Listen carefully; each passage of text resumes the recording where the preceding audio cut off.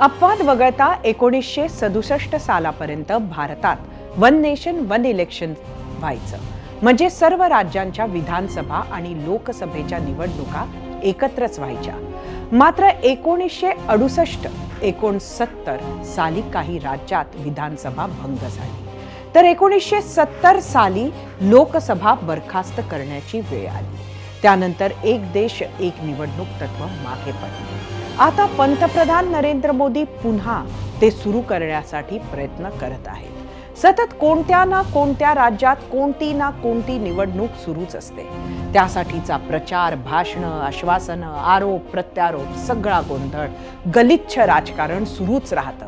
निवडणुकीच्या धुरळ्यात जनतेचे खरे मुद्दे, विकासाचे मुद्दे, जनहिताची चर्चा सगळं बाजूलाच राहतं. या सगळ्या ड्राम्याला, तू तू मै मैला, स्वार्थी राजकारणाला सामान्य जनताही कंटाळली आहे.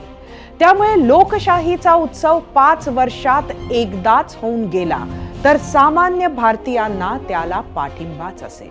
मात्र हे जितके वाटते तितके सोपे नाही. याची अंमलबजावणी करणे अवघड आहे, हे सुद्धा तितकेच खरे.